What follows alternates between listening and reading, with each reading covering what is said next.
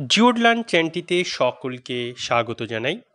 প্রিয় বন্ধু ও শিক্ষার্থীরা, দ্বাদশ শ্রেণীর ভূগোল বিষয়ের অষ্টম অধ্যায় প্রাথমিক অর্থনৈতিক ক্রিয়াকলাপ কৃষিকাজ, এই অধ্যায় থেকে আমরা কৃষি প্রণালীর শ্রেণীবিভাগ সম্পর্কে আলোচনা করব। আলোচনার প্রথমেই বলবো, যারা এখনও জিওডলার্ন চ্যানেলটি সাবস্ক্রাইব করনি তারা চ্যানেলটি সাবস্ক্রাইব করে বেল আইকনটিতে চাপ দিয়ে রাখো। প্রাকৃতিক ও আর্থসামাজিক পরিবেশের উপাদানগুলির তারতম্য অনুসারে কৃষিকে কতকগুলি প্রধান ভাগে বিভক্ত করা যায়।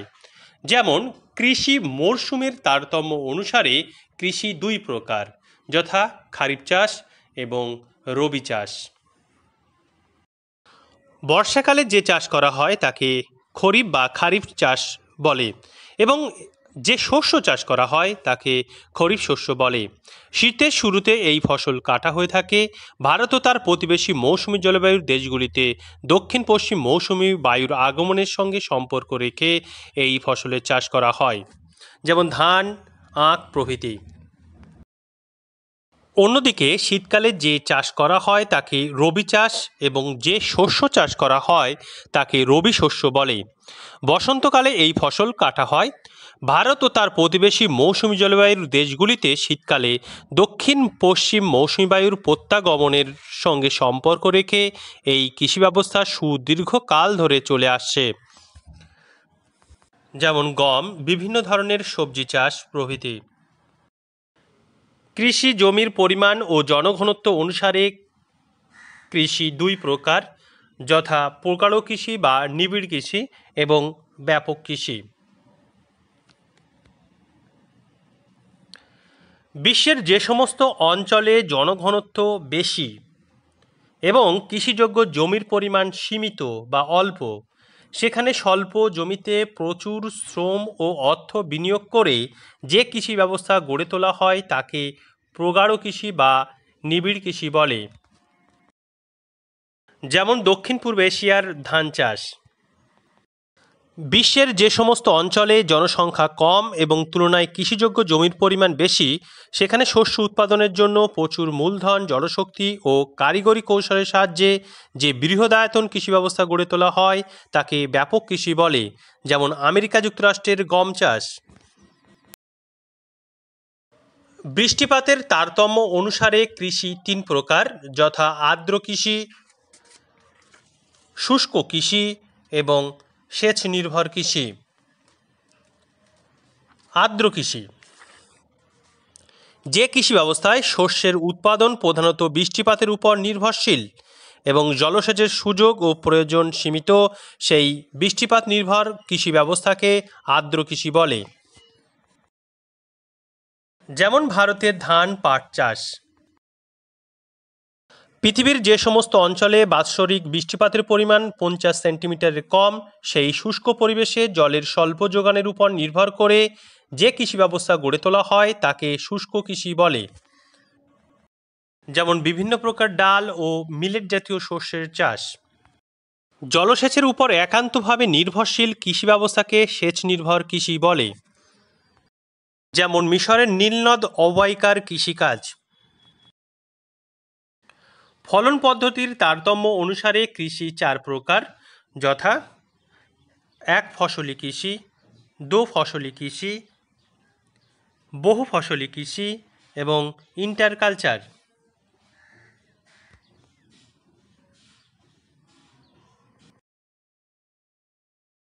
যে কৃষি ব্যবস্থায় জমিতে বছরে মাত্র একবার চাষ করে ফসল তোলার সুযোগ আছে তাকে এক ফসলি কৃষি বলে। যে কৃষি ব্যবস্থায় অনুকূল পরিবেশের প্রভাবে বছরে দুটি ফসল তোলা সম্ভব হয় তাকে দো ফসলি কৃষি বলে। যেমন ভারতের রবি ও খারিফ ফসলের চাষ। যে কৃষি ব্যবস্থায় প্রযুক্তির সহায়তা নিয়ে একই জমি থেকে বছরে দুইয়ের বেশিবার ফসল উৎপাদন করা যায় তাকে বহু ফসলি কৃষি বলা হয়। আর যে কৃষি ব্যবস্থায় একই জমিতে একই সঙ্গে বিভিন্ন সারিতে তিন ধরনের শস্য চাষ করা হয় তাকে ইন্টারকালচার বলে। চীনের পূর্ব উপকূল, জাপান, জার্মানি, নেদারল্যান্ড, বেলজিয়াম প্রভৃতি দেশে ইন্টারকালচার দেখা যায়। চাহিদা, যোগান, বাজার ও উৎপাদন অনুসারে কৃষি 6 প্রকার, যথা অস্থায়ী আদিম জীবনধারণ ভিত্তিক কৃষি, স্থায়ী আদিম জীবনধারণ ভিত্তিক কৃষি, জীবনধারণ ভিত্তিক প্রগাঢ় কৃষি, ব্যাপক বাণিজ্যিক ভিত্তিক কৃষি, বাগিচা কৃষি, মিশ্র কৃষি এবং হর্টিকালচার বা শাকসবজি বা ফল ও ফুলের চাষ বা গার্ডেন কালচার বা ট্রাক ফার্মিং বা উদ্যান কৃষি। যে অস্থায়ী কৃষি ব্যবস্থায় কৃষিকাজ অনুন্নত ও প্রাচীনপন্থী, যেখানে শুধুমাত্র জীবন ধারণের প্রয়োজনে কৃষিকাজ সম্পন্ন করা হয় এবং সামগ্রিকভাবে যে কৃষি উদ্যোগ প্রান্তিক চরিত্রের, তাকে অস্থায়ী আদিম জীবনধারণ ভিত্তিক কৃষি বলে। যেমন উত্তর পূর্ব ভারতের ঝুম চাষ। যে প্রাচীনপন্থী কৃষি ব্যবস্থায় কৃষিকাজ জীবন ধারণের একমাত্র উন্নত উপায় এবং যে কৃষি ব্যবস্থা অস্থায়ী এবং প্রগাঢ় কৃষির মধ্যে যোগসূত্র তৈরি করে, সেই প্রায় প্রান্তিক ধরনের চাষাবাদকে স্থায়ী আদিম জীবিকা সত্তাভিত্তিক কৃষি বলে। বিশ্বের যে সমস্ত অঞ্চলে জনঘনত্ব বেশি, জনসংখ্যা বৃদ্ধির হার দ্রুত, শ্রমিক সস্তা ও সহজলভ্য এবং কৃষিযোগ্য জমির পরিমাণ সীমিত, সেখানে জীবিকা ও জীবন ধারণের জন্য গড়ে ওঠা শ্রমনিবিড় কৃষি ব্যবস্থাকে জীবন ধারণ ভিত্তিক প্রগাঢ় কৃষি বলে। সমগ্র পৃথিবীর প্রায় 2/3 লোক এ জাতীয় কৃষির উপর প্রত্যক্ষ বা পরোক্ষভাবে নির্ভরশীল। আধুনিক কৃষি পরিকাঠামোর উপর নির্ভর করে যে বিজ্ঞানসম্মত কৃষিকাজ শস্য উৎপাদনকে ব্যবসায়িক ভিত্তির উপর প্রতিষ্ঠিত করেছে, সেই প্রযুক্তিকেন্দ্রিক বৃহদায়তন কৃষিকে ব্যাপক বাণিজ্য ভিত্তিক কৃষি বলে। যে রপ্তানি বাণিজ্য নির্ভর কৃষি ব্যবস্থায় কোন একটি বিশেষ শস্যকে আন্তর্জাতিক চাহিদার উপর ভিত্তি করে পরিকাঠামোগত সব রকম সুযোগ সুবিধার মধ্যে চাষ করা হয়, সেই বৃহদায়তন লাভজনক একক শস্যকেন্দ্রিক কৃষি ব্যবস্থাকে বাগিচা কৃষি বলে। যেমন ভারতের চা, ব্রাজিলের কফি, মালয়েশিয়ার রবার প্রভৃতি। যে কৃষি ব্যবস্থার মধ্যে শস্য উৎপাদন ও পশুপালনের মধ্যে অর্থনৈতিক সমন্বয় ঘটানো যায়, সেই বাজারমুখী এবং অপেক্ষাকৃত ঝুঁকিহীন কৃষি ব্যবস্থাকে মিশ্র কৃষি বলে। এখানে ফসল উৎপাদনের সঙ্গে সঙ্গেই পশুপালন করা হয়ে থাকে। ইউরেশিয়া অর্থাৎ ইউরোপ ও এশিয়ার 40 থেকে 60 ডিগ্রি অক্ষাংশের মধ্যবর্তী অঞ্চলে আমেরিকা যুক্তরাষ্ট্রের বিভিন্ন অংশে মিশ্র কৃষি লক্ষ্য করা যায়। যে বাজারকেন্দ্রিক কৃষি ব্যবস্থায় আধুনিক পদ্ধতিতে বৃহদায়তনে শাকসবজি, ফল ও ফুলের চাষ করা হয়, তা হর্টিকালচার বা গার্ডেন কালচার বা ট্রাক ফার্মিং নামে পরিচিত। উদ্যান কৃষিতে সারা বছর ফুলের চাষকে ফ্লোরিকালচার, সারা বছর ফলের চাষকে পোমাম কালচার, সারা বছর শাকসবজির চাষকে ওলেরিকালচার বলা হয়। জলবায়ুর তারতম্য অনুসারে কৃষি 2 প্রকার, মৌসুমী কৃষি এবং ভূমধ্যসাগরীয় কৃষি।